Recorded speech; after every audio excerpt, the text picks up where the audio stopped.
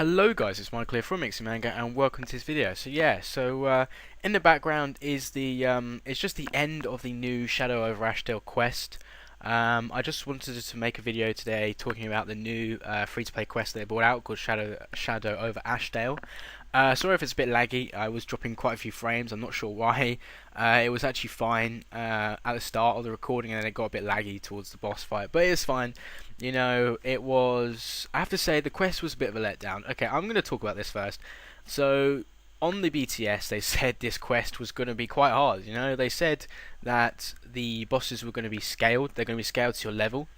Now, I know for a fact, because one of my friends, he's done this on like a level 100 combat, he said it was really easy for him too. I thought it would be like really actually properly scaled and they'd actually make it a difficult boss fight. I thought the actual boss fight, as you can see here, like in the end, when I do kill the boss, it's such a quick boss fight. Like I just use a couple of like abilities, like I hardly take any damage and just soul splitting the whole way.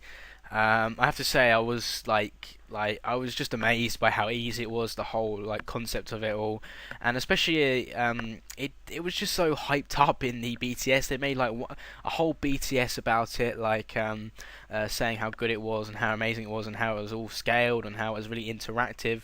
That's the other thing I didn't see. They said that you'd be able to like actually search for clues instead of like being told by the NPCs. And yet, when I got to the island and I talked to that Lucy girl, she told me where the sewer was, and it told me where the sewer was. I didn't think I really needed to search at all. It was pretty much you just running down a straight path, avoiding a couple of like little mini like octopuses, wherever the hell they are, and that was it. So I have to say this quest was a bit of a disappointment, and it was a really quick quest. It took me about 8 minutes to complete the whole quest, which is I know fast, and it was like I normally use quest guides for quests, and Josh told me not to use a quest guide, just to do it by myself, and I actually did it completely by myself. Didn't get lost once, didn't get stuck once, because that's how easy it was. And yeah, it was just really easy, and it just disappointed me massively. So then I thought about it, and I thought, well, to be fair, it is a free-to-play quest. It is meant to be for free players, and it's obviously meant to be because probably for someone or some lower players, it probably is hard. It probably is hard. Like, yeah, I'm taking a slightly like unfair view because I do have like what full Serenic and dual ascension crossbows, and I was doing it like it was just an easy quest for me, obviously, because I've done quests before. But obviously, for someone who's new, you know, if they're starting out, you know, they've just got like their first rune two-hander and their full rune. Yeah, obviously it's going to be quite hard and it would be difficult. But for me, it would just, you know, I think it's just pointless making high-level players do this kind of content. But you know, and then I thought about it further, and I thought, well, why did they hype it up so much? Why did they have a huge BTS over it?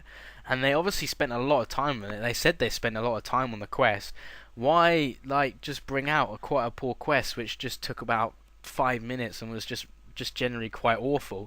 I'm not going to say I was digging into Jagex here. Like, yeah, obviously, it is amazingly. It's visually, it's a really nice quest. It's really good. Sorry about that. So yeah, so it was just generally a really easy quest, and I have to say, although yeah, it was quite good scenery and stuff, I think it was probably a bit of a waste of time, of developing time, and I have to say, I hope they can make some better stuff in the future. This was slightly disappointing. I'm not gonna have a massive go because obviously they did spend a lot of time on this, and it does show in some of the sceneries and stuff, and yeah, some of the boss mechanics were okay-ish, but it just wasn't scaled at all. And this kind of worries me because they said they're going to be doing scaling with legacy mode and boss fights, like things like Nex. Obviously, like you couldn't, like someone who is playing legacy has to be able to hit the same damage as someone who's doing EOC. Otherwise, no one would use legacy. It would just be EOC for bossing, and they just use legacy for PvP or something like that. So this kind of doesn't bode well for scaling, but hopefully they'll be able to get it right. You know, a lot of testing and stuff, they should be do it. So yeah, guys, I hope you enjoyed this little video, and in the background me killing the boss and completing the new quest. Honestly guys, I go do it mainly just because of the pearls. As you can see there, I got about 25k bonus XP, which is 25k every day, so 75k divination bonus XP, which is pretty good seeing as, well, it's like 10 minutes work. So I recommend going doing it, and yeah, that's the new quest. I hope you guys enjoyed this video, and thanks for watching.